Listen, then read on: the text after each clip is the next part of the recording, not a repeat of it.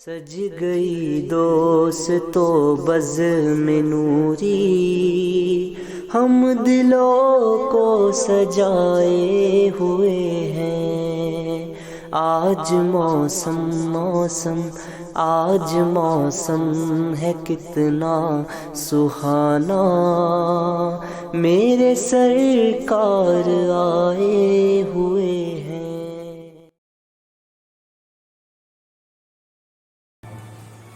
قال الله تعالى في القرآن المجيد والفرقان الحميد بسم الله الرحمن الرحيم ألا إن أولياء الله لا خوف عليهم ولا هم يحزنون الذين آمنوا وكانوا يتقون آمنت بالله صدق الله العظيم وصدق رسوله النبي الأمين المكين الكريم ونحن على ذلك لمن الشاهدين والشاكرين والحمد لله رب العالمين۔ قال الله تعالى في شان حبيبه المصطفى إن الله وملائكته يصلون على النبي يا أيها الذين آمنوا صلوا عليه وسلموا تسليما۔ اللهم صل على سيدنا مولانا محمد وآله وبارك وسلم۔ صلو علیہ صلاۃ و سلام علیک یا رسول اللہ صلی اللہ تعالی علیہ وسلم۔ نبی اور آل نبی پر ایک مرتبہ اور درود پاک پڑھ لیں۔ اللہم صلی علی سیدنا مولانا محمد معدن الجود والبرکۃ وآلہ وبارک وسلم۔ صلو علیہ صلاۃ و سلام علیک یا رسول اللہ صلی اللہ تعالی علیہ وسلم۔ مختصر حمد و صلاۃ کے بعد قرآن مقدس کی مشہور آیت پاک تلاوت کرنے کا شرف حاصل کیا۔ آئیے متذکرہ آیت پاک کے تحت گفتگو کرنے سے قبل ہم اور آپ اللہ رب العزت کی بارگاہ میں دعا کریں کہ اللہ اپنے حبیب کے صدقے مجھے حق کہنے کی توفیق عطا فرمائے، اور ہم شرکائے وصل کو حق سن کر حق کو قبول کر کر اس پر عمل کرنے کی توفیق عطا فرمائے۔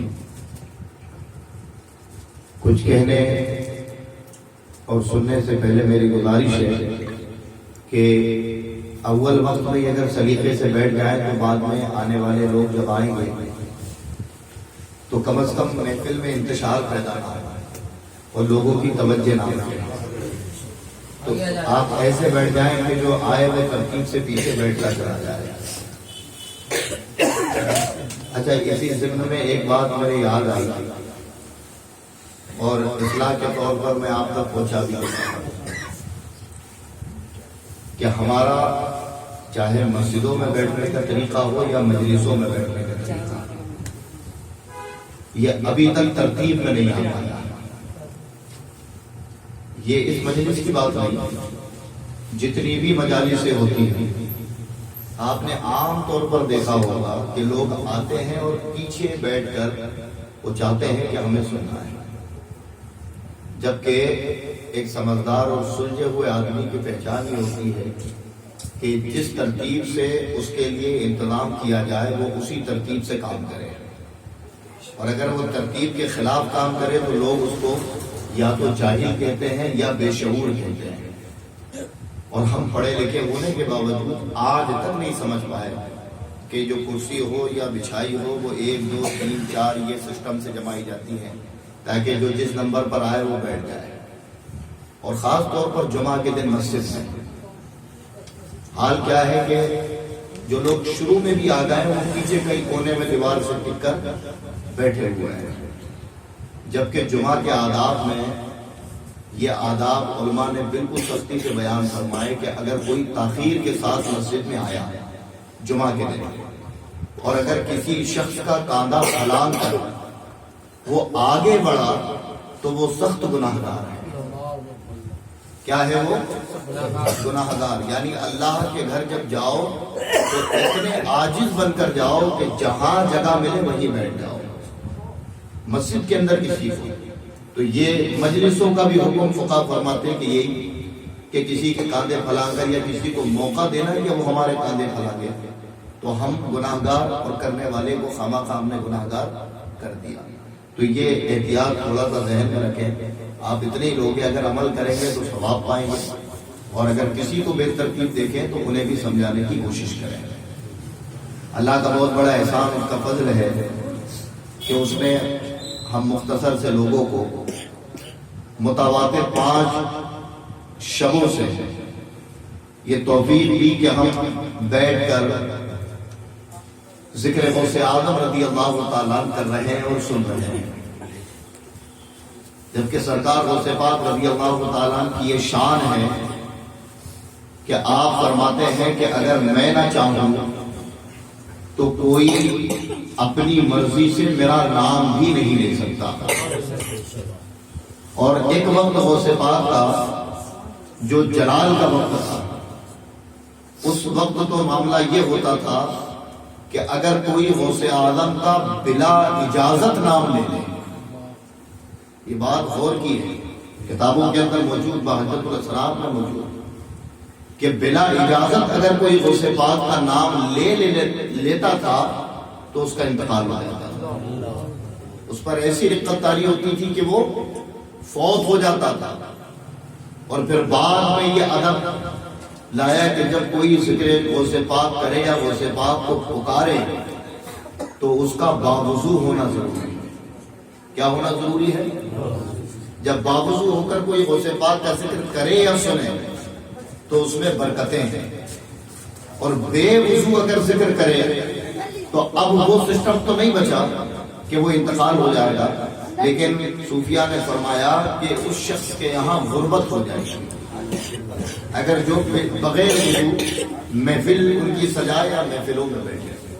تو یہ شان سرکار غوث اعظم رضی اللہ عنہ، آپ فرماتے ہیں کہ میں اپنے تمام مریدوں کو جانتا ہوں، اور اگر مجھ پر پابندی نہ ہوتی تو تم کیا کھا کر آئے ہو میں یہ بھی بتاتا، تمہارے دلوں میں کیا چھپا ہے میں اسے بھی بیان کرتا، تمہارا گزرا ہوا کیا تھا میں اسے بھی عیاں کرتا، اور تمہارا حال اور مستقبل کیسا ہونے والا ہے سرکار غوث پاک فرماتے ہیں کہ میں اسے بھی تمہارے درمیان بیان کرتا. لیکن چونکہ مجھے ان چیزوں کی پابندی ہے تو میں خاموشی اختیار کرتا ہوں، لیکن میرے پاس آنے والوں کے حالات کو میں بہتر جانتا ہوں. اور ہمارا یہ عقیدہ ہے کہ سرکار غوث اعظم رضی اللہ تعالیٰ عنہ کا یہ قول صرف آپ کی حیات ظاہری تک نہیں تھا، بلکہ بعد وفات بھی سرکار غوث پاک رضی اللہ تعالیٰ عنہ کا یہ قول ہم پر صادق آتا ہے کہ جیسے آپ اپنی حیات میں امداد اور مدد فرماتے تھے، بعد الوفات بھی امداد اور مدد فرماتے ہیں اور اپنے مریدوں کو ملاحظہ فرماتے ہیں.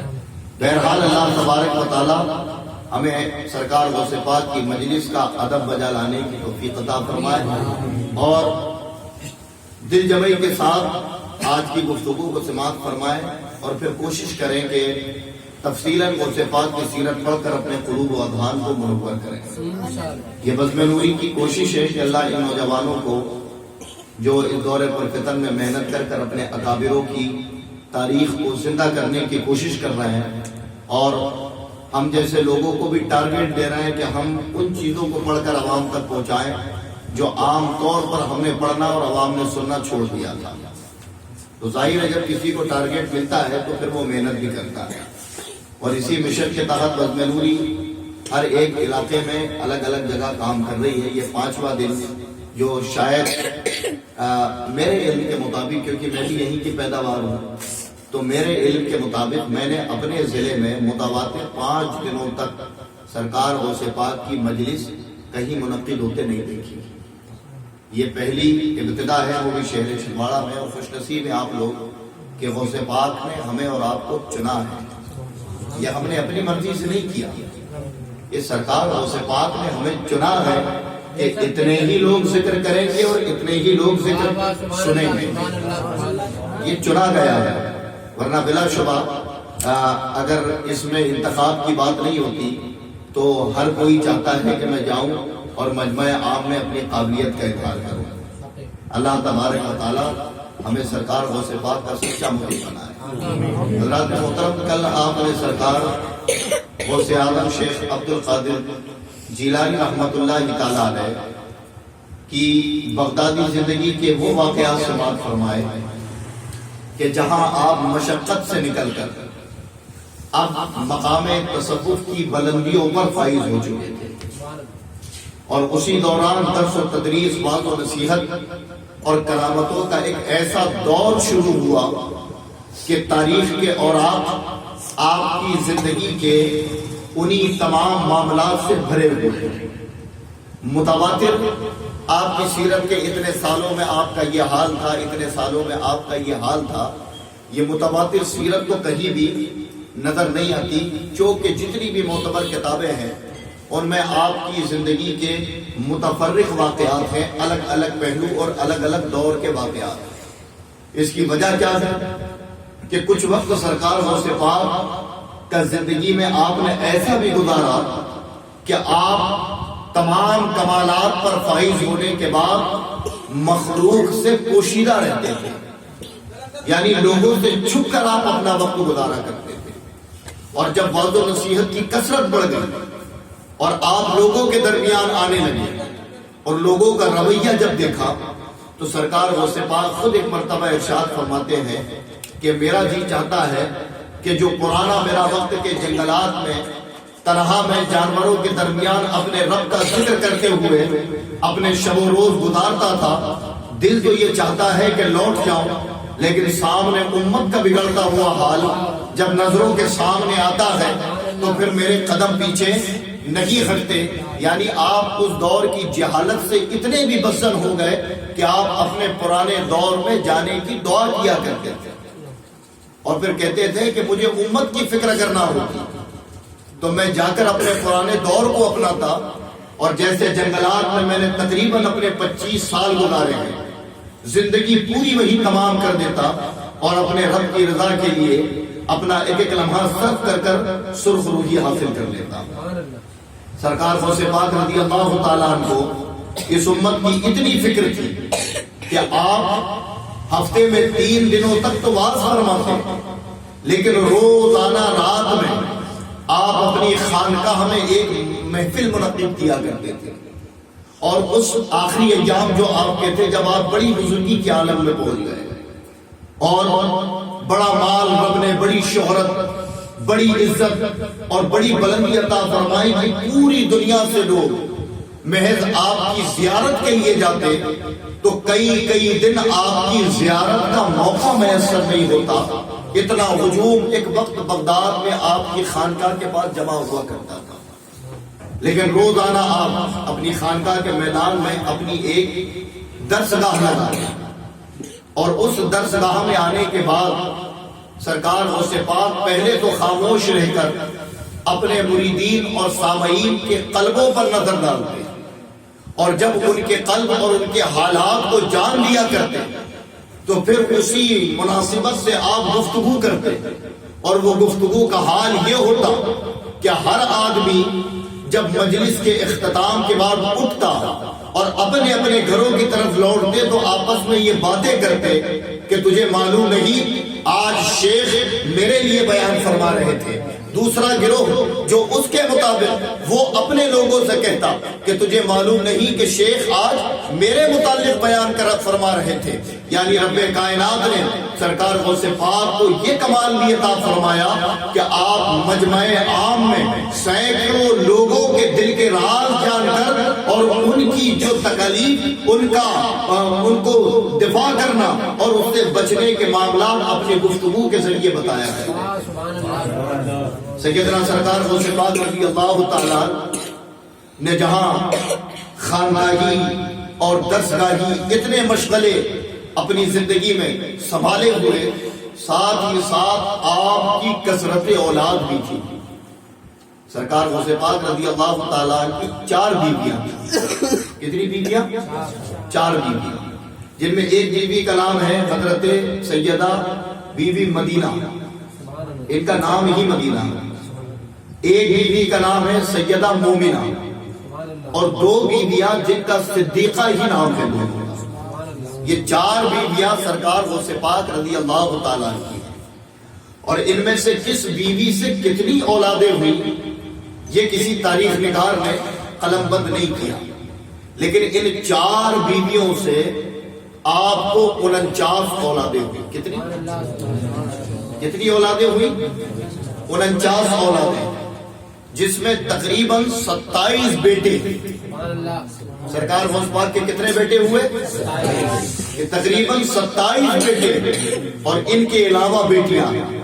آپ آج دیکھتے ہو کہ جہاں بھی جاؤ تو آپ کو اولاد غوث اعظم ملتی ہے. جتنے سیدوں کا آپ اس دور میں نسب دیکھو تو وہ اولاد غوث اعظم ملتی ہے. اس کی وجہ کیا ہے کہ رب کائنات نے مصطفیٰ جان رحمت کے نسب کو صبح و قیامت تک اگر تقویت دی ہے تو جہاں اور ائمہ اہل بیت سے ملی سب سے زیادہ اگر مصطفیٰ کا نسب پوری دنیا میں پھیلا ہے تو وہ سرکار غوث اعظم رضی اللہ تعالیٰ عنہ کا صدقہ کہ کثرت اولاد کی اور رسول پاک صلی اللہ تعالیٰ علیہ وسلم کی احادیث مبارکہ پر عمل کیا. آپ کبھی تاریخ اٹھا کر دیکھیں کہ یہ وہ بزرگ جو اپنی نفس کے لیے انہوں نے اپنی ضروری چیزوں کو ترک فرما دیا. تو ظاہر ہے کہ نفس کی خواہش کے لیے یہ کبھی ان چیزوں میں ملوث نہیں ہوتے کہ جس میں کثرت اولاد ہو، جبکہ اللہ کے رسول صلی اللہ تعالیٰ علیہ وسلم کی حدیث پر عمل کیا. اللہ کے نبی فرماتے ہیں کہ نکاح اس سے کرو جس سے کثرت اولاد ہو. یہ حدیث اور یہ کیوں میرے آقا نے ہمیں پلان دیا؟ تاکہ امت وسیع ہو، امت بڑھے. لیکن آج لوگ یہودی اور نصرانیوں کے اس ایجنڈے پہ پھنسے اور پھنسنے کے بعد اللہ کو رازق جاننے کی بجائے انہوں نے اپنے آپ کو سب کچھ سمجھ لیا اور معاشرے میں یہ عام ہو گیا کہ نکاح ہو گیا تو نکاح کے کئی دن بعد تو کہتے ہیں کہ ابھی بچوں کی ضرورت نہیں ہے. اور پھر حال کیا ہو رہا ہے کہ جا کر ڈاکٹروں کو پیسہ دے رہا ہے، طرح طرح کی بیماریوں میں ملوث ہے، کمزوریوں میں ملوث ہے. اور اس کے بعد اگر کر بھی لیں تو کہتے ہیں بس ہمارے لیے 2 بچے کافی ہیں، اس کے علاوہ ہمیں حاجت اور ضرورت نہیں. اور اگر پوچھا جائے کہ کیوں تو اس شخص کا جواب کیا ہے؟ اللہ رحم فرمائے، مسلمانوں کا جرم ہے، مسلمانوں کا جرم ہے. وہ کہتے ہیں کہ یار فیملی خوشحال رہتی ہے، زندگی سکون کے ساتھ گزر جاتی ہے. اللہ کے بندوں کبھی یہ سوچو کہ تمہارا ایک ہاتھ ایک پیر کام کرنا بند کر دے، اولاد ایک ہی ہے، اب کیا کر لو گے؟ تم معذور ہو جاؤ، گونگے بہرے لنگڑے ہو جاؤ، اب ہم کیا کر لیں گے؟ جو طریقہ مصطفیٰ نے دیا اور کہا کہ عورت وہ جو بچوں کو روک دے، جس کو آپریشن کہتے ہیں، وہ حرام کاری میں مبتلا ہوئی. اور فرمایا کہ ایسی عورت جہنمی، اور جہنمی والا کام کروانے میں ساتھ دینے والا بھی جہنمی. سمجھ آئے کہ کافر کا ایک مسئلہ ہے نا شریعت میں کہ کافر کی حمایت کرنے والا بھی کافر، گنہگار کی حمایت کرنے والا بھی گناہگار. تو غوث پاک کی سیرت میں یہ ایک اہم پہلو ہے. یہ بتانے کا مقصد یہ نہیں کہ 49 اولادیں ہوئی، 4 بیویاں تھیں، آپ نے کی کیوں؟ جبکہ یہ ہمارا ایمان اور عقیدہ ہے کہ جو فنا فی اللہ اور فنا فی الرسول ہو اسے دنیا میں عورت کی بھی حاجت نہیں. لیکن چونکہ جہاں اس امت کی اصلاح غوث پاک کو کرنی تھی وہی اس امت کو وسیع بھی کرنا تھا اور اپنے نانا اور اپنے نسب کو صبح و قیامت تک تابندہ اور زندہ رکھنا تھا. تو آپ نے کثرت اولاد، اور پھر ایسا نہیں کہ اتنی اولاد جب کثرت سے ہوئی تو زندگی میں کسی بھی عمل میں آپ سے کوتاہی ہوئی، جبکہ مصطفیٰ جان رحمت کی اس حدیث پر عمل کر بتایا اور اپنے ماننے والوں کو تعلیم دی کہ رب نے جو رزق بھیجا ہے، ہر آدمی پیدا ہوتا ہے، رب کائنات اس کا رزق اس کے ساتھ نازل فرماتا ہے.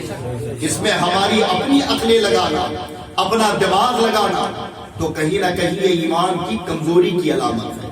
اور پھر حضرات یہ ایک ایسا پلان تھا مسلمانوں کو جو دیا گیا مصطفیٰ جان رحمت نے کہ یہودی، عیسائی، نصرانی، دنیا کی ہر باطل قوم یہ کانپنے لگی اور انہوں نے کسی اور پر زور نہیں دیا بلکہ حضور مفتی اعظم علیہ رحمہ کے دور میں جب برٹش گورنمنٹ ہندوستان پر قابض تھی تو اس نے کیا کیا تھا؟ اسی چیز پر تو پابندی لگائی اور کچھ سڑک چھاپ جو اس وقت مفتی تھے الگ الگ چھوٹے چھوٹے گھرانوں کے ان کے پاس جا کر جھوٹے فتوے بھی لے لیے اور کہا کہ لکھ دو کہ نسبندی جائز ہے، جائز ہے۔ کئی ایک فتوے جمع کیے، لیکن اس وقت مفتی اعظم علیہ رحمہ کا فتویٰ پورے ہندوستان اور پورے عالم میں ایک امتیازی حیثیت رکھتا تھا۔ آپ نے کہا یہ حرام، اس کے مخالف فتویٰ دیا۔ انگریزوں نے طرح طرح کے جیک لگائے، طرح طرح کے معاملات کیے کہ کسی طریقے سے انہیں کمزور کر دیں، لیکن آپ کا پھر جملہ تھا اور آپ کا جملہ کہ یہ انگریزوں کا سپورٹ تھا، ہندوستانی مل کر وہ کام کروا رہے تھے۔ تو آپ کا یہ جملہ کہ ہم فتویٰ تو نہیں بدلیں گے، ہاں تمہاری حکومتوں کو تبدیل کر دیں گے۔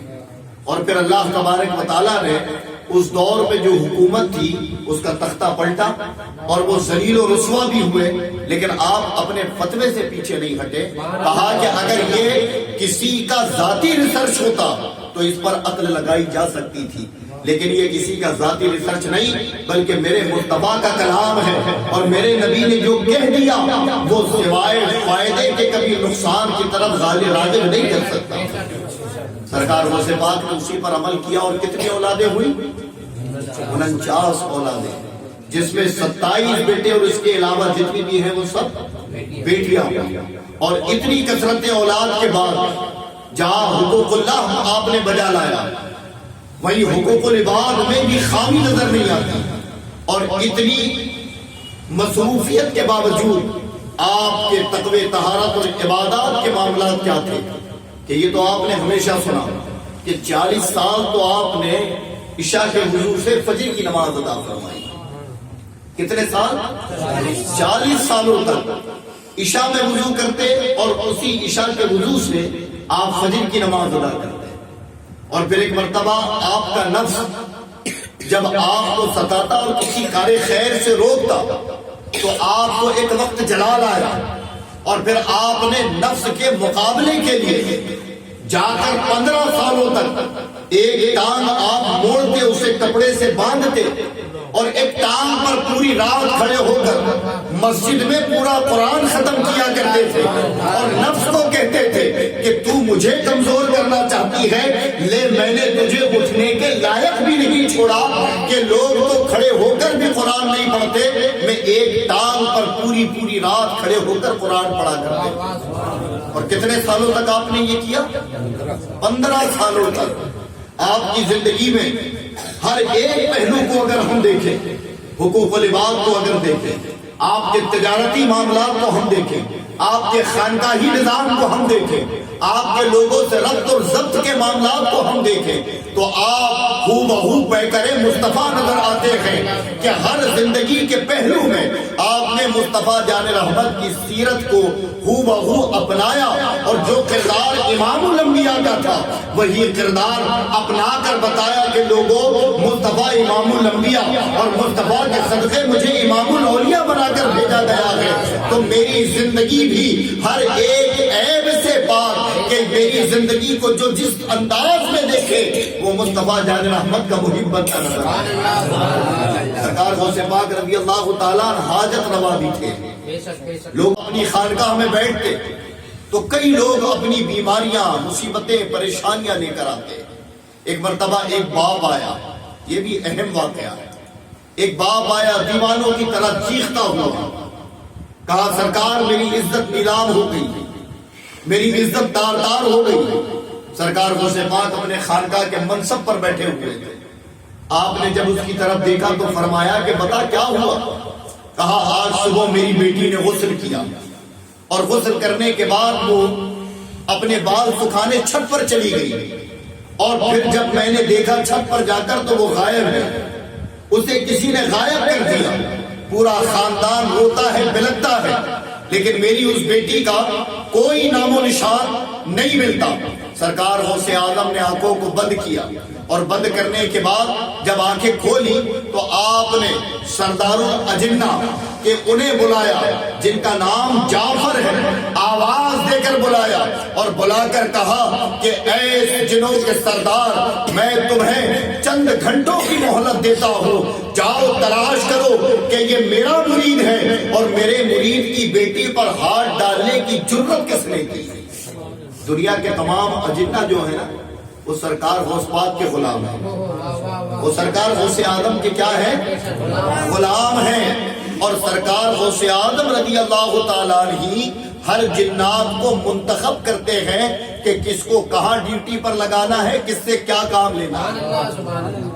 انہیں حکم دیا سردار الجنات کو کہ جاؤ تلاش کرو۔ آپ نے اپنی پوری قوم جنہ اور برادری کو کہا کہ جاؤ ڈھونڈو۔ جب ڈھونڈا گیا تو ایک چینی جنات جو چین کا تھا، ایک چینی جنات نے اس لڑکی کو اپنے قابو میں کر وہاں سے وہ غائب ہو گیا اور پہاڑوں کی کھو میں اسے رکھا۔ جب اسے تلاش کیا گیا تو سردار الجنہ نے اسے گرفتار کرایا اور قتل کر دیا۔ کہا کہ اگر تو ہماری کسی کی مخالفت کرتا تو بات کچھ اور تھی، لیکن تو نے امام الاولیاء غوث پاک کے مرید کو ستایا، ان کی یہاں کی بیٹیوں پر نظر ڈالی، تیری سزا یہ ہے کہ تجھے موت دے دی جائے۔ سردار الجنہ نے اسے قتل کیا اور قتل کرنے کے بعد اس بیٹی کو اس کے باپ کے سپرد کر کے بارگاہ غوث آدم میں حاضر ہو گئے اور کہا حضور معاف فرما دیں۔ جب سرکار غوث پاک جلال میں تھے وہ فرماتے ہیں کہ میں بار بار بارگاہ غوث آدم میں معذرت طلب کرتا رہا، اسی لیے کہ جلال کے عالم میں کوئی ایسا جملہ غوث پاک کی زبان سے نہ نکل جائے کہ صبح و قیامت تک پھر قوم اجنہ کسی لائق اور کسی مقام کے لائق نہ بچے۔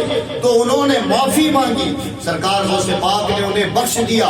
اور پھر میرے غوث پاک فرماتے ہیں کہ لوگوں سنو، یہ قوم جو موجود ہے یہ تم سے زیادہ دنیا میں ہے اور ان سے بھی احتیاط کیا کرو۔ جیسے تم اپنی بیٹیوں کو مردوں سے بچاتے ہو ویسے ہی خلائی مخلوق سے بھی ان کی حفاظت کیا کرو۔ یعنی پیغام کیا ملا کہ آج سب سے زیادہ آپ دیکھو مریضوں میں اگر جنات جمے ہوئے وہ عورتوں کے اندر، بلائیں کسی کو ہیں وہ عورتوں کے اندر، اگر درگاہوں میں آپ جھومتے اور کودتے کسی کو دیکھو تو وہ عورتوں کا معاملہ۔ آج باباؤں کی دہلیزیں اگر بھری ہوئی ہیں تو وہاں کثرت عورت ہے، اور ہر ایک تو گھر میں یہ کہانی آپ پاؤ گے کہ کسی کے اوپر شے ہے، کسی کو بلا لگی ہوئی ہے، کسی کو جنات کا اثر ہے۔ آخر اس کی وجہ کیا ہے؟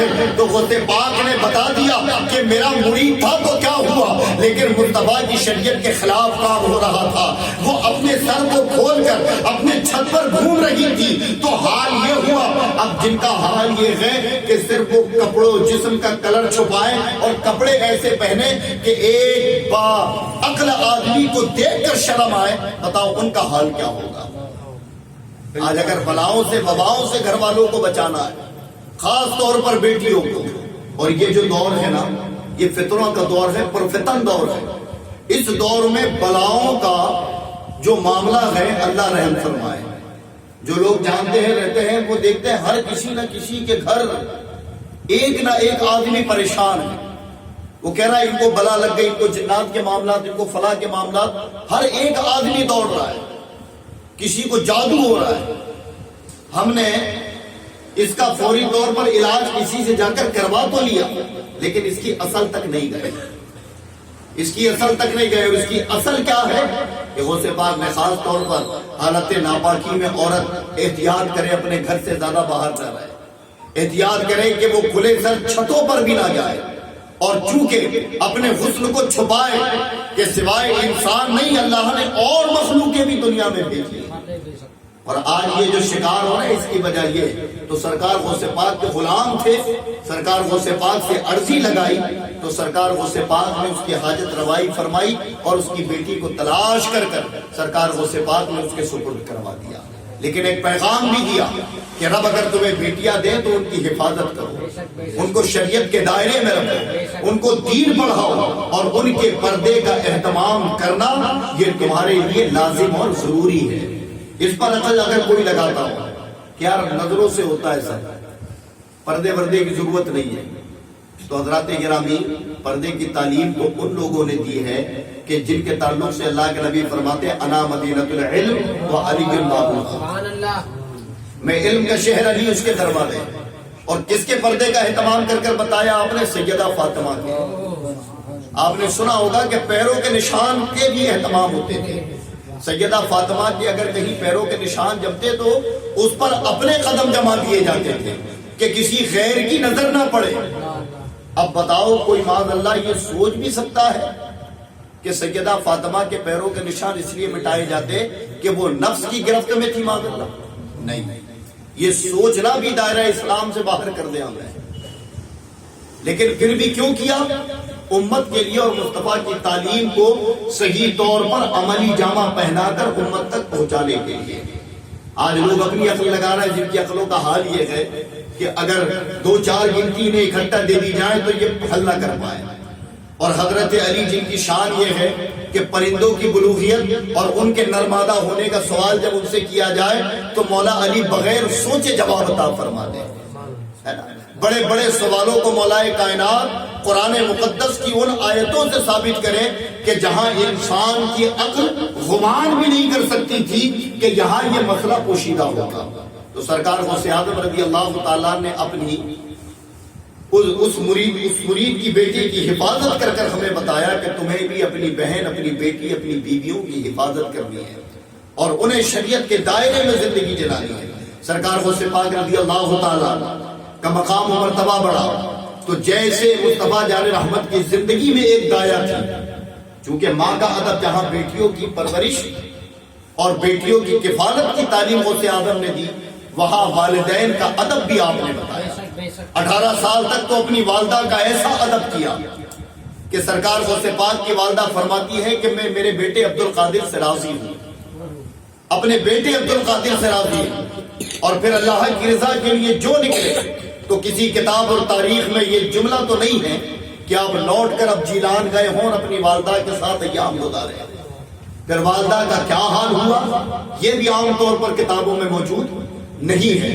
سرکار غوث پاک بغداد آ گئے، اور بغداد جب آئے تو آپ نے بغداد میں 18 سال کے بعد پوری زندگی گزاری، اور اس زندگی میں جہاں آپ نے تاجروں کو تعلیم دی کہ صبر و استقامت کے ساتھ تجارت کرو، رب کائنات برکت دے گا، جہاں بیٹیوں کی حفاظت کی تعلیم دی، وہی سرکار غوث پاک نے اپنے اس آخری وقت میں اپنے ماننے والوں کو اور امت کو والدین کی تعظیم اور ان کے ادب کی بھی تعلیم عطا فرمائی۔ اور یہ عرب کا ایک یہ سمجھ جائے کہ رواج تھا، جیسے ہمارے نبی کو ایک دایا نے دودھ پلایا ہے، وہ دایا کون؟ حضرت حلیمہ سعدیہ رضی اللہ تعالیٰ عنہ۔ ایسے ہی غوث اعظم رضی اللہ تعالیٰ عنہ کی بھی ایک دایا تھی، اور وہ دایا جیلان میں تھی۔ کہاں تھی؟ جیلان میں۔ پھر ایک وقت ہوا کہ وہ بغداد چلی آئی، تو سرکار غوث پاک اپنی خانقاہ میں جب بیٹھے ہوتے تو کئی ایک لوگ آپ کے بعض و نصیحت میں ہوتے۔ ایک مرتبہ یہ ہوا کہ ایک دایا جو ضعیفہ ہو چکی ہے، کمر جھک گئی، بڑی بوڑھی عورت، اسی خانقاہ میں مجلس کی طرف آئی، تو سرکار غوث اعظم رضی اللہ تعالیٰ کی نظر پڑی تو آپ با ادب کھڑے ہو گئے، اور جب غوث پاک کھڑے ہوئے تو تمام لوگ بھی کھڑے ہوئے۔ وہ مجمع کو چیرتی ہوئی سرکار غوث اعظم کی بارگاہ میں آئی۔ غوث اعظم نے اسے اپنے پہلو پر بٹھایا، اور بٹھانے کے بعد جتنی دیر وہ سرکار غوث پاک سے بات کرتی رہی، سرکار غوث پاک کسی کی طرف متوجہ نہیں ہوئے۔ اسی دوران وہ گفتگو میں کہتی ہے، عبد القادر جب تم چھوٹے تھے تو میری گود میں ہوتے تھے، اور میں گود میں تمہارا دیدار کرتی، اور اچانک میں دیکھتی کہ تم میری گود سے اچھلتے اور سیدھے سورج میں چلے جاتے۔ کہاں جاتے؟ سورج میں چلے جاتے۔ تو فرما امی جان یہ رب کا فضل ہے۔ سرکار غوث پاک فرماتے ہیں، کہا اب بتائیں آپ کی کیا حاجت ہے، آپ کیوں آئی ہیں؟ تو وہ بوڑھی عورت کہتی ہے کہ بیٹا جس کو تیری کفالت کا شرف ملا ہو، بھلا وہ دنیا میں پریشان کیسے رہ سکتا ہے؟ کہا کوئی حاجت نہیں۔ تو کہا پھر آنے کا مقصد کیا ہے؟ کہا آنے کا مقصد یہ ہے کہ میں دیکھ رہی ہوں کہ جو تمہارے پاس آتا ہے اور جو کہتا ہے رب کائنات تمہاری دعاؤں کے صدقے اسے عطا کرتا ہے۔ میں کچھ مانگنے اور طلب کرنے تو نہیں آئی، لیکن ہاں بچپن کی وہی ممتا پھر آج اجاگر ہوئی، اور دل نے چاہا کہ جا کر وہی ماجرا جو بچپن میں ہوتا ایک مرتبہ پھر دیکھو۔ کہتی ہے کہ بیٹا جیسے بچپن میں سورج میں جاتے تھے، ایک مرتبہ پھر سورج میں جا کر بتاؤ۔ سرکار غوث پاک نے جب یہ سنا تو آپ مسکرا دیے، اور مسکرا کر فرماتے امی جان جب میں سورج میں جاتا تھا تو چھوٹا تھا، پاور کم تھا، وزن کم تھا، تو میں سورج میں چلا جاتا تھا، تو کہا اب نہیں جا پاؤ گے؟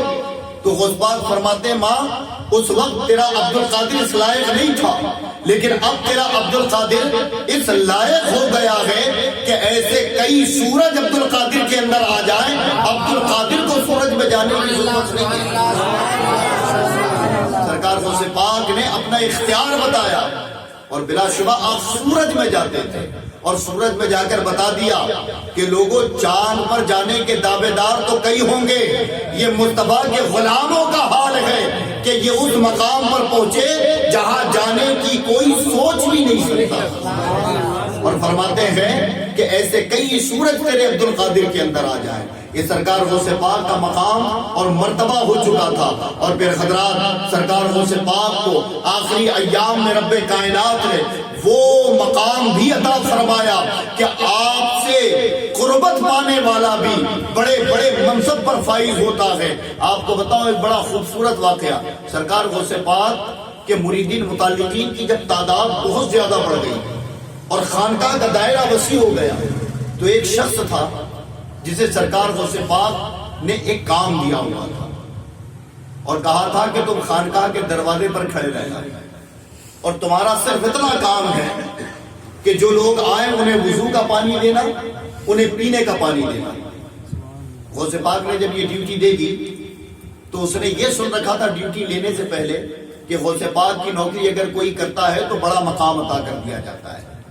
اور وہ کیسے سنا ہوا تھا کہ یہ واقعہ آپ نے سنا ہوگا، غوث پاک بڑا قیمتی جبہ پہنتے تھے۔ کتنا قیمتی؟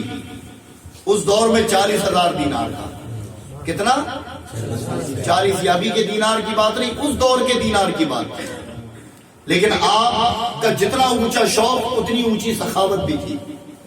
آپ صبح پہنتے اور شام کو کسی غریب کو خیرات کر دیتے، صبح پہنتے شام کو خیرات کرتے۔ یعنی غوث پاک نے دونوں چیزیں بتائی، اگر اللہ دے وَأَمَّا بِنِعْمَتِ رَبِّكَ فَحَدِّثْ، اللہ اگر نعمت دے تو اس کی نعمت کا چرچا کرو، لیکن اسی نعمت کا شکر بجا لاؤ، اور جتنی نعمت اپنے اوپر صرف کرو اسی کو راہ خدا میں خرچ کرنے کا جذبہ بھی رکھو۔ ایک بڑی پیاری تعلیم ملی کہ جب اللہ کسی کو مال دے، جائز طور پر دولت دے، تو ایسا نہیں کہ وہ پھٹے کپڑے پہن کر گھومے۔ یہ نہ جانے کس نے بتا دیا کہ اللہ والے پہبند والے پہنے تو ہی وہ ولی ہے، وہ میلے کچیلے کپڑے پہنے۔ اگر یہی ہوتا تو غوث پاک 40,000 دینار کا جبہ نہیں پہنتے، بلکہ غوث پاک نے بتایا کہ تصوف لباس کا نام نہیں ہے، تصوف اپنے عادت و اطوار کو بدل دینے کا نام نہیں ہے۔ جب تصوف بندہ تصوف کے منصب پر آتا ہے تو پھر وہ اللہ کی نعمتوں کو اصل معنوں میں جانتا ہے۔ سرکار غوث اعظم نے لباس پہنا اور بتا دیا کہ پھٹے کپڑے پہن کر، گندی ٹوپی لگا کر، نیچے منڈی ڈال کر لوگوں کے سامنے گھوم لو تو لوگ کہتے ہیں یہ بڑے پہنچے ہوئے بزرگ ہیں، یہ بزرگ ہے۔ یہ اگر یہی ولایت ہوتی تو غوث پاک اتنا مہنگا لباس نہیں پہنے۔ اگر اللہ نے دیا ہے تو قیمتی لباس پہنے، لیکن جتنا قیمتی پہنے اتنی ہی قیمتی تمہاری سخاوت بھی ہو۔ جیسے غوث پاک نے آپ پہن کر لوگوں کو بتاتے نہیں کہ یہ اتنا مہنگا تھا، جو کہ آج ہمارا طریقہ ہے۔ آج ہمارا طریقہ یہ ہے کہ غریب دوستوں کے بیچ میں بھی جاتے ہیں، وہ کہتے ہیں 5,000 کا جوتا ہے یار، یہ کمپنی کا ہے۔ ایک ٹی شرٹ اگر خرید دی دھوکے سے تو وہ کہتے ہیں اتنی مہنگی ہے۔ چشمہ گھڑی موبائل آج یہ لوگوں کے سامنے بتانا عام ہو گیا ہے، اور عام تو عام ریاکاری کا دور اس حد تک بڑھ چکا ہے کہ آج تک میرے سمجھ نہیں آئی کہ جب باپ بیٹی کا نکاح کرتا ہے تو زمانے بھر وہ ٹینٹ لگا رہا ہے، کھانے کھلا رہا ہے، سب کر رہا ہے، ایک جگہ وہ دہیج بھی سجا کر رکھ رہا ہے اور بتا رہے ہیں کہ دیکھو میں نے یہ دیا۔ بتانے کا مقصد صرف یہ ہے، اللہ کے رسول نے دل شکنی سے روکا ہے۔ کس سے روکا؟ کسی کی آرزوؤں کو آگ دینا اپنے عملوں سے، اپنے کاموں سے۔ کہیں نہ کہیں اس کا جواب بروز محشر ہمیں دینا ہے۔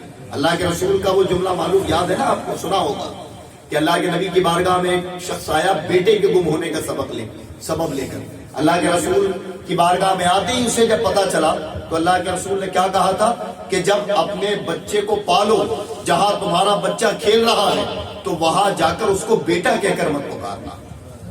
پوچھا یا رسول اللہ بیٹا بیٹا کیوں نہ کہوں؟ اللہ کے رسول نے فرمایا کہ اگر ان بچوں میں کوئی یتیم ہوگا اس کا دل دکھے گا اور بروز محشر تجھے اس کا جواب دینا ہے۔ تو اگر رب قیمتی دے پہنو، لیکن اس قیمتی چیز کا لوگوں کے سامنے ذکر کرتے نہیں پھرو، کسی خاص طور پر مجمع میں کبھی اپنی قیمتی چیز کا مظاہرہ نہ کرو۔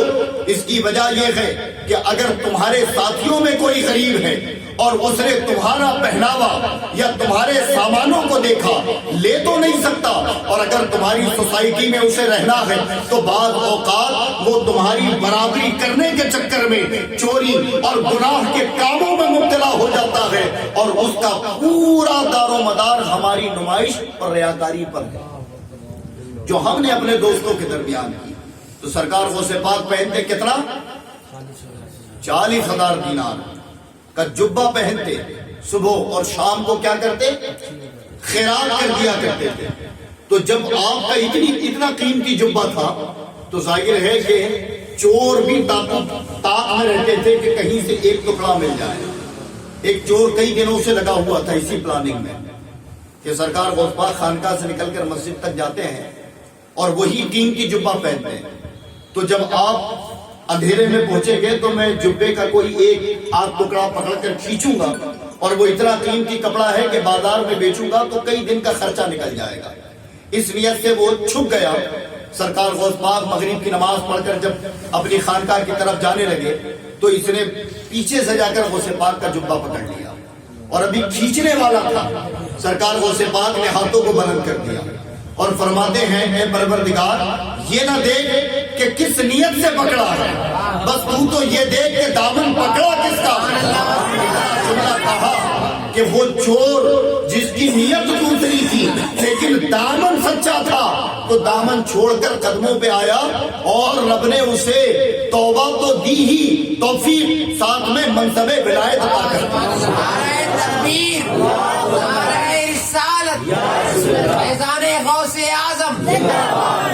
اور ایک ایسے ایک چور ولی نہیں بنا، بلکہ ایک تو گھر گھس گیا تھا خانقاہ میں جبہ چورانے، اس نے کہا کہ ایک جبہ چوری کر لوں تو کئی دن خاندان کی پریشانیاں دور، کیونکہ 40,000 دینار یہ بہت بڑی رقم ہوتی تھی، بہت بڑی رقم ہوتی تھی۔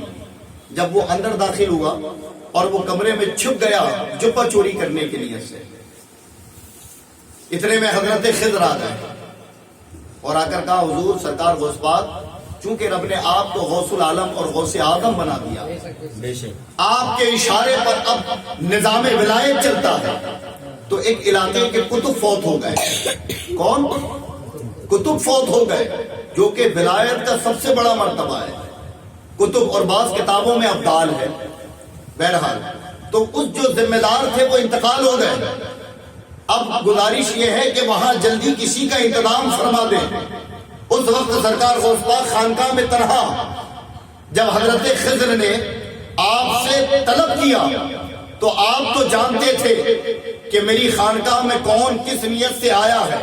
سرکار غوث پاک فرماتے جاؤ وہ کمرے میں کتب چھپا بیٹھا ہے، اسے لے جاؤ اور اس جگہ کی کتبیت میں فائز کر دو۔ وہ چور تھا لیکن غوث پاک کی زبان سے نکلا کہ یہ کتب، تو اللہ رب العزت نے اسے منصب کتبیت پر فائز کیا۔ اور جب وہ آیا تو انداز یہ، اور پھر جس مقام پر کتب نہیں وہاں پوری زندگی منصب ولایت اور کتبیت پر فائز ہو کر انہوں نے اپنی زندگی گزاری۔ اب بتائیں حضرت کہ یہ سچے لوگ تھے، انہیں سچائی کے ساتھ غوث پاک کا توسل اور قربت ملی تو ان کا مقام یہ ہوا۔ تو وہ شخص جسے پانی پینے کی نوکری لگائی گئی، یہ وہی معاملات کے تمام چیزیں دیکھ رہا تھا کہ یار کسی چور کو ولی بنا رہا ہے، کوئی اگر ٹکڑا لینے آئے تو اسے منصب کتبیت دے دیا جائے، کوئی کچھ آتا ہے تو چلے میں بھی طلب کر لوں۔ تو جب اس نے طلب کیا تو غوث پاک نے کہا کہ جا تو میرے خانقاہ میں پانی پلا اور لوگوں کو پانی دیا کرنا۔ اس نے یہ کام شروع کر دیا، اور جب یہ کام شروع کیا تو ایک لمبا عرصہ گزر گیا، بہت لمبا عرصہ گزر گیا، اس کا کوئی तबादला यानी तरक्की नहीं हुई, प्रमोशन नहीं हुआ उसका। वो कहने लगा कि चोर एक लम्हा आया और एक लम्हे में कुतुब बन गया, किसी ने दामन पकड़ा, नियत खराब, वली बन गया, कोई नाबीना आया, बीनाई पा रहा है। मेरे साथ मामला क्या है कि मैं इतने दिनों से पानी पिला रहा हूं, कोई तरक्की नहीं, कोई प्रमोशन नहीं मिला। उसने देखा कि अलग अलग इलाकों के कुतुब और अब्दाल बारगाह गौसे पाक में आया करते थे अपनी कारकर्दगी बताने के लिए।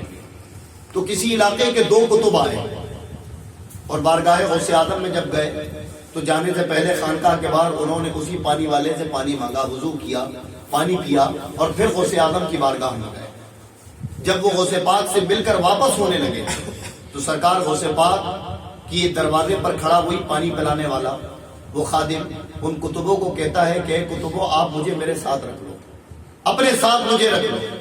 तो वो कुतुब कहते हैं कि अल्लाह के बंदे, जहां लोग रहने को तरसते हैं तू उसे छोड़ना चाहता है। कहा कि मेरा दर्द तुम नहीं जानते, मैं कई दिनों से यही हूं, मैंने कईयों की तरक्की देखी लेकिन मेरा कोई भला नहीं हुआ, मुझे अपने साथ रख लो। जब कुतुबों ने कहा तो कहा इसमें तेरी मर्जी है, चल, हम किसी को नहीं रोकते लेकिन हमारे साथ रहना आसान नहीं। कहा जैसे रखोगे रहने को तैयार हो। वो कुतुब लेकर चले। अब चले कई घंटे सफर हुआ तो कहा कि अल्लाह के बंदो तुम पैदल चलते ही हो कि कुछ खाते भी हो, कि तुम्हारी ग़िज़ाएं भी कुछ हैं? तो कहा नहीं, बिलाशुबा हम खाते हैं। तो कहा वो तोशेदान कहाँ है कि जिनमें खाना होता है? कहा हमें तोशेदानों की हाजत नहीं, हमें जब जरूरत होती है रब हमारे रिज़्क़ का 24 घंटे में एक बार। कितने घंटे में? कहा वो कैसे आता है? तो कहा वक्त होने दो, तुम्हें खुद ब खुद मालूम होगा। जब उनका वक्त हुआ खाने का तो ये कुतुब गए और जाकर मुसल्ला बिछाया, 2 रकत नमाज पढ़ी और जब नमाज से फारिग हुए तो इन्होंने देखा कि एक सालन का शोरबे का प्याला और 2 रोटियां इनके पास मौजूद। इन्होंने अपनी ली और आकर तनाउल करना शुरू कर दिया। तो वो जो शख्स साथ में चला था, कौन?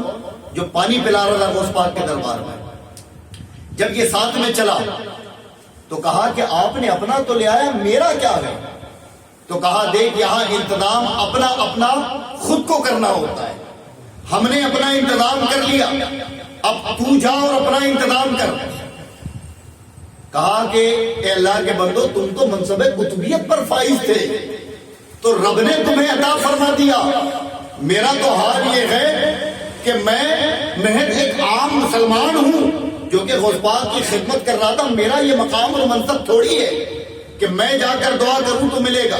वो कहते हैं खाना है तो तरीका यही है, जाकर नमाज पढ़ो, दुआ करो, अल्लाह चाहेगा तो देगा वरना फिर तुम्हारी मर्जी। उसने कहा अब बचा तो कुछ भी नहीं। तो कहा अल्लाह के बंदो ये कुतुब थे, चलो मैं इन्हीं के तवस्सुल जाकर दुआ कर लेता हूं, हो सकता है कि रब इनके तवस्सुल मुझे दे दे, ये अल्लाह वाले। उसने गया, नमाज पढ़ी। तो अब जब ये फारिग हुआ दुआ से तो ये क्या देखता है कि रोटी की तादाद भी ज्यादा है, शोरबे की तादाद भी ज्यादा है। 2 प्याले हैं शोरबे के और रोटियों की तादाद ज्यादा। ये ताज्जुब में हो गया, ये लेकर उठाकर आया, फिर उसने भी खाया और जब शेर हो गया खाकर तो कहा कि देखो तुम्हारी सोहबत का नतीजा, लेकिन तुमसे ज्यादा मुझे दिया गया, आखिर क्या वजह है?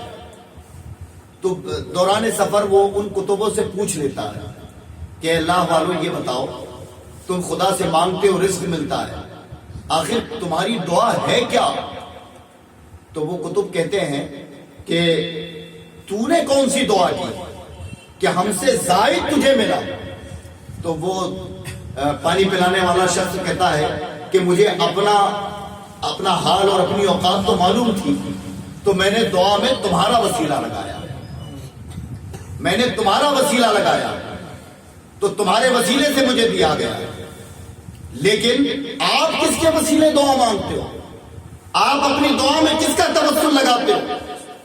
तो वो अब्दाल जो थे, वो कुतुब जो थे, मुस्कुराते हैं और मुस्कुराकर कहते हैं कि जब भी हम दुआ करते हैं तो हम किसी और का नहीं, गौस पाक की बारगाह में वो पानी पिलाने वाले का वसीला लगाते हैं।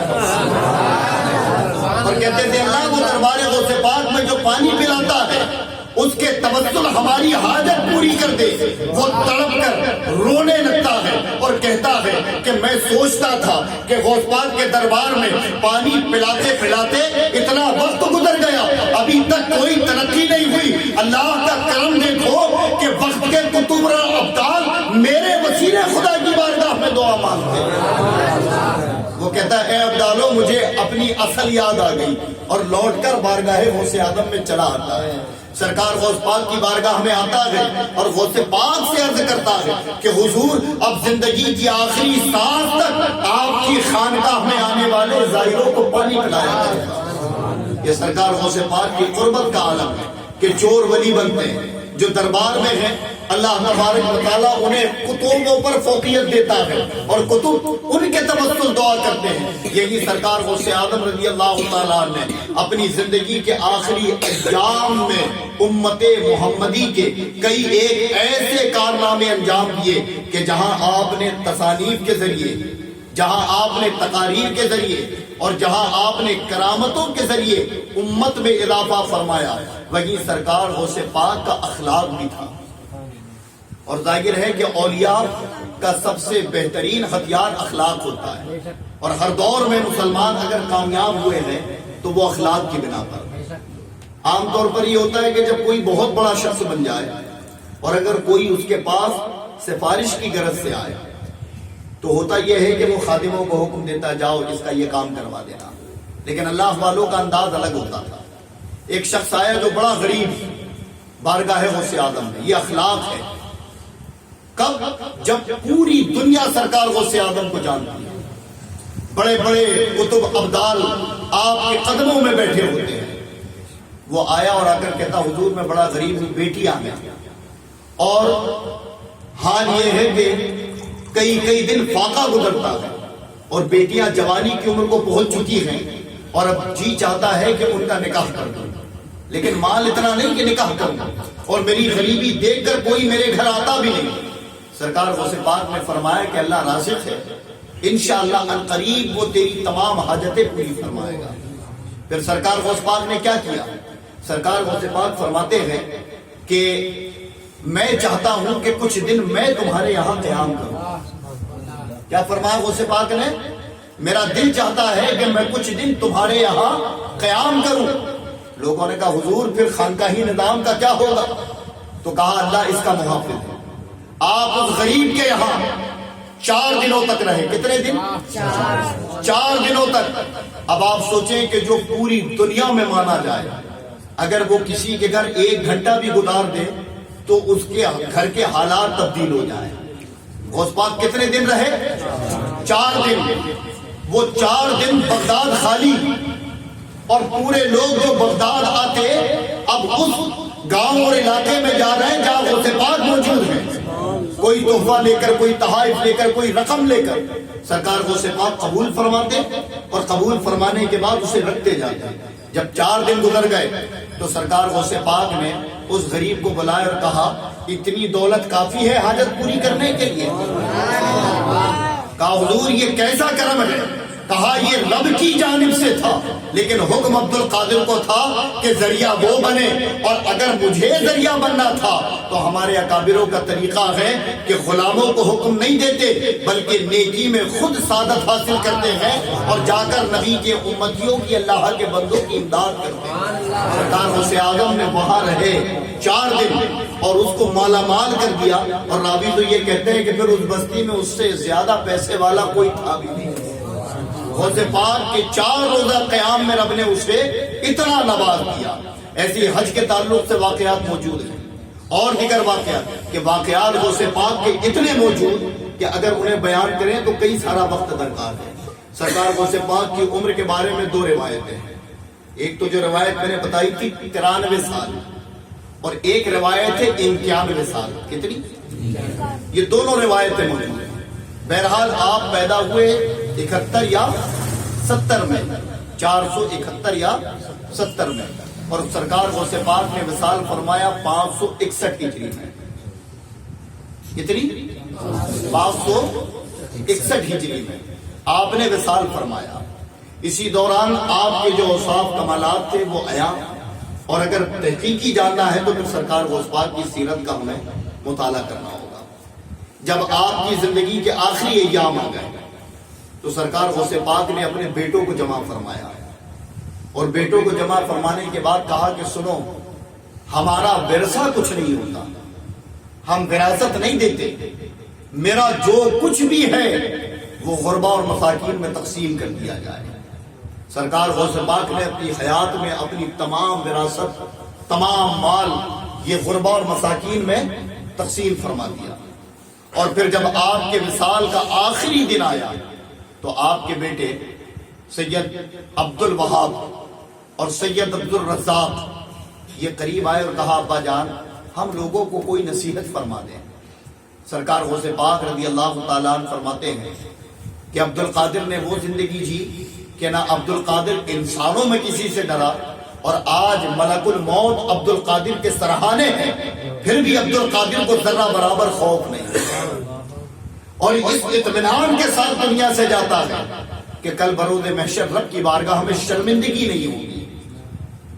غوث پاک رضی اللہ تعالیٰ اپنے بچوں کو کہتے ہیں کہ بچوں سخی بننا، مصطفیٰ جان رحمت کی آنکھوں کی ٹھنڈک بننا، یعنی نمازوں کے پابند رہنا، اصول اور ضوابط کے مطابق زندگی گزارنا، شریعت مطہرہ کو کبھی پامال نہ کرنا، سائل کو کبھی نہ جھڑپنا، اور اپنے نسب اور اپنے مقام کا کبھی غلط استعمال نہ کرنا، اور جو اصول میں نے دیے ہیں تم دنیا کے جس کونے میں بھی جاؤ امر بالمعروف و نہی عن المنکر کا سبق پڑھانا۔ اور یہی وجہ ہے کہ 27 بیٹے ہونے کے باوجود سرکار غوث پاک کے چند بیٹے بغداد میں باقی پوری دنیا میں پھیل چکے تھے۔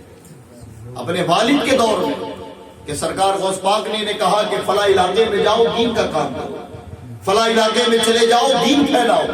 بعض ہندوستان آئے اور بعض پوری دنیا کے الگ الگ ممالکوں میں چلے گئے، اور آج بھی وہ چراغ الگ الگ شکلوں میں غوث پاک کے دنیا بھر میں موجود ہیں۔ سرکار غوث پاک فرماتے ہیں کہ مجھے رب نے وہ اختیار بھی دیا ہے کہ یہ جو روح قبض کرنے والے آئے ہیں یہ ہمیشہ لوگوں کی روحیں قبض کرتے ہیں تو اجازت کی ضرورت نہیں، لیکن کھڑے ہیں اور مجھ سے اجازت طلب کرتے ہیں کہ میں اشارہ کروں تو یہ آئے اور میری روح کو قبض کرے۔ یہ شان تھی سرکار غوث اعظم کی۔ روایت میں ہے کہ سرکار غوث اعظم 561 ہجری اور آپ کے تاریخ وصال میں اختلاف ہے، لیکن جن کتابوں میں موجود ہے وہاں 17 ربیع الثانی کا ذکر ہے۔ کتنا؟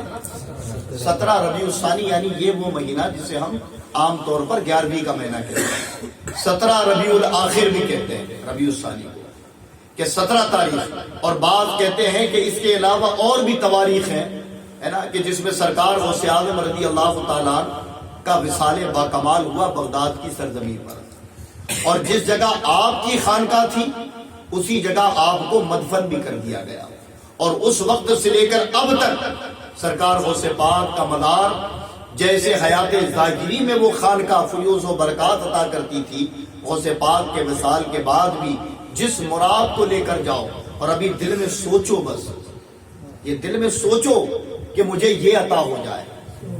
حضرات گرامی جنہوں نے نہ کیا ہو لیکن میرے ساتھ تو پریکٹیکل ہے، میں 2 مرتبہ غوث پاک کی بارگاہ میں گیا ہوں، ہے نا، یہ بتانے کے لیے نہیں، یہ بتانے کے لیے کہ وہاں صرف نیت کرنی ہوتی ہے کہ مجھے یہ عطا ہو جائے۔ آپ نے نیت کی اور آپ کے ذہن سے وہ گمان ختم ہوگا اور آپ کی وہ حاجت پوری ہو جائے گی۔ یہ سرکار غوث پاک کا فضل آج بھی ہے، اور اس وقت، اور پھر آپ کا دربار ہی ایک ایسا ہے عراق کی سرزمین پر کہ جتنی بھی جماعتیں ہیں نا دنیا میں ان کو سب سے تو اختلاف ہے، غوث پاک سے کسی کو اختلاف نہیں۔ غوث پاک کی بارگاہ میں بدعقیدے بھی ملیں گے، غوث پاک کی بارگاہ میں اہل تشیع شیعہ بھی ملیں گے، بہرے بھیس بدل کر غوث پاک کی بارگاہ میں آ جاتے ہیں ٹوپی اتار کے، الگ الگ جماعتوں کے لوگ غوث پاک کی بارگاہ میں جاتے ہیں۔ وجہ کیا ہے؟ انہیں معلوم ہے کہ سرکار غوث پاک رضی اللہ تعالیٰ کو جو مقام رب نے عطا کیا وہ پھر کسی ولی کو عطا نہیں کیا گیا۔ آپ کی بارگاہ میں سب آتے ہیں، تو 561 ہجری میں سرکار غوث پاک نے ربیع الآخر 17 تاریخ کو وصال فرمایا۔ اب جب آپ کا وصال 17 کو ہوا تو 11ویں کورس کیسا؟ یہ ایک قابل غور بات ہے نا کہ بھائی 11ویں کو اتنی ترجیح دی گئی کہ پورے مہینے کو ہی 11ویں کا مہینہ کہا جاتا ہے. یہ ترجیح کیوں دی گئی؟ تو اس کی ایک بڑی حکمت ہے. سرکار غوث پاک رضی اللہ تعالیٰ عنہ نے پوری زندگی 12ویں بڑے اہتمام کے ساتھ منائی تھی. کیا کی تھی؟ سرکار کی ولادت کا جو دن ہے اسے اتنے اہتمام کے ساتھ مناتے ہیں کہ صرف بغداد نہیں بلکہ کئی شہروں میں آپ دعوتیں پہنچاتے اور لوگ آپ کے خانقاہ میں آ کر لنگر کھایا کرتے تھے. آپ لوگوں کو سرکار کا صدقہ کھلاتے ہیں. اور محض میلاد النبی کے دن نہیں، ہر 12 تاریخ کو رسول پاک ہر مہینے کی 12 تاریخ آتی اور مصطفیٰ کی ولادت سے اسے آپ منسوب کرتے اور لوگوں کو کھلاتے. تو ایک مرتبہ یہ ہوا کہ آپ کو زیارت ہوئی سرکار کی. یہ سرکار غوث پاک کا قول کہ زیارت ہوئی اور سرکار فرماتے عبد القادر تم نے ہماری 12ویں یعنی تاریخ نہیں بھولی، جاؤ ہم تمہیں ایک تاریخ عطا کرتے ہیں، ایک تاریخ عطا کرتے ہیں کہ لوگ تمہاری 11ویں کا اہتمام کریں گے اور وہ بھی نہیں بھولیں گے. بس اس کے بعد سرکار غوث پاک کی 11 تاریخ کو رب نے اتنی بلندی عطا فرمائی کہ پوری دنیا میں سرکار غوث اعظم رضی اللہ تعالیٰ عنہ کی 11ویں منائی جاتی ہے. ایک تو یہ وجہ ہے. نعرہ تکبیر، نعرہ رسالت. ایک وجہ یہ ہے. اور دوسری وجہ کیا ہے؟ دوسری وجہ یہ ہے کہ کئی ایک محققین نے آپ کے وصال کی تاریخ 11 بیان فرمائی. تو سرکار غوث پاک کا عرس بھی بغداد میں 11 کو ہی منایا جاتا ہے. یہ کئی ایک طریقے سے آپ کی وہ 11ویں مشہور ہے کہ جیسے سرکار کا یوم ولادت غوث اعظم نے منایا تو پوری دنیا سرکار غوث پاک کا یوم وصال مناتی ہے اپنے اپنے انداز میں. اور جس کو جب مرضی آتی ہے ہر مہینے بھی وہ غوث پاک کا اہتمام کرتا ہے. سرکار غوث اعظم کو رب کائنات نے بڑی شان عطا فرمائی. ہم لوگوں کو یہ اللہ کا شکر ہے اور اللہ سلامت رکھے کہ اللہ نے ہمیں چنا اس اور یہ توفیق دی کہ ہمیں 5 دنوں تک مسلسل غوث پاک کا ذکر کرنے کی سعادت ملی. اور غوث پاک کا سچا محب بنائے، آپ کے غلاموں میں ہمیں شامل فرمائے اور غوث پاک کے دیے ہوئے مشن پر عمل کر کر زندگی گزارنے کی توفیق عطا فرمائے. جن لوگوں نے اس کار خیر کے لیے دام درم قدم سخن حصہ لیا، خاص طور پر بزم نوری کے جو کارکن ہیں، اللہ انہیں خوب ترقی عطا فرمائے. گلابرہ مسجد کے صدر اور یہاں کی عوام جنہوں نے اس پر محنت کی، اللہ انہیں خوب ترقی عطا فرمائے کہ